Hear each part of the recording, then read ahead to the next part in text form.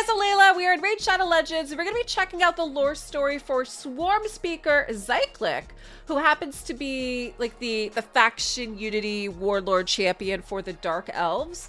And I really like how Raid sets these kind of champions apart by giving them, you know, they have like the faction banners on their back.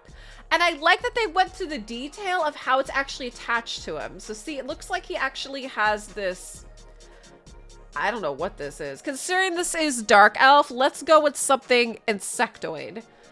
Kind of on his back, attaching the banner. And then they also have this really cool circle that they're on. So design-wise, I think it's pretty neat. And I think he does fit the Dark Elves, because as you see with some of the other lore stories, like the Dark Elves have this thing to do with like the insects, and there's definitely something that kind of rolls with why he looks like this. I'd love to know what you guys also think of his design, but already, yeah, so see, it looks like we have like a beetle here. He almost looks like kind of beetle-y, right? And then this looks like a spider with a gem. So design-wise, I think it looks pretty cool. All right, so I have not checked out his lore story yet. I was waiting for you guys, so let's read it together. This is going to be the lore story for Swarmspeaker Zyclic. The cult of the Fang is the most widespread and fastest growing Dark Elf religion. Inconceivable to the Elves who first came to Durham Forest during the War of the Elves. It is centered around the worship and idolization of the insect lords, enigmatic and ineffable creatures who dwell in Durham's heart and are bound physically and spiritually to it. There are tens of thousands, perhaps more, in the cult of the Fang. Their faith has no single hierarchy or focus, with adherents following individual insect lords, several or all.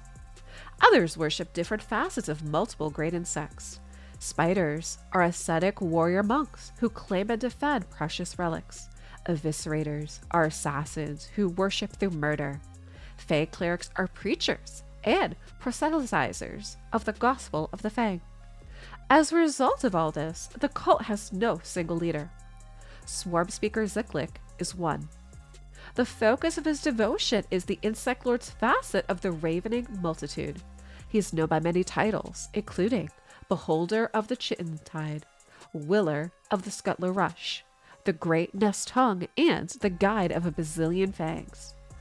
Few, besides his fellow cult leaders, are as dogmatic and incorruptible as he. Zyclic's acolytes, known as chitterers or scuttlers, are found in dark elf canopy towns and tree bastions throughout Durham Forest. Many other cultists pay homage to him, for his domain of worship overlaps that of every insect lord.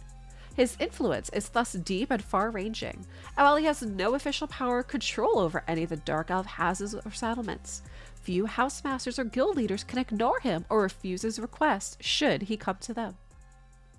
Even if Zyclic did not command the loyalty of so many followers, he is still a terrifying figure, a quality often more than enough to persuade those he engages with to do as he orders. His violet skin crawls with grubs and beetles and spiders, and as he speaks, his interlocutors can see worms and larvae wriggling around his teeth and gums. His flesh is a smorgasbord of swollen bug bites, pustules, and feeding parasites, and flies greedily burrow and nest within it. These denizens result in him leaving a trail of pulp, writhing, flesh-eating maggots wherever he treads when they fall out. Another element of Zyclic's imposing appearance is his armor. Made from the shells of thousands of obsidian beetles and the discarded cocoons of fang moths, it combines incredible durability with perfect flexibility. Mites and spiders dwell in the minute spaces between the scales of the armor. It is an ecosystem unto itself. Finally, Zyclic never goes anywhere without his enormous scythe-like staff. Its serrated, curved blade, forged to resemble an enormous spider claw. Zyclic can slice through a dozen foes with a single swing, opening bellies to spill guts upon which the many thousands of creatures who dwell within and around him feast. Alone, Zyclic is a combat master, but he is never alone.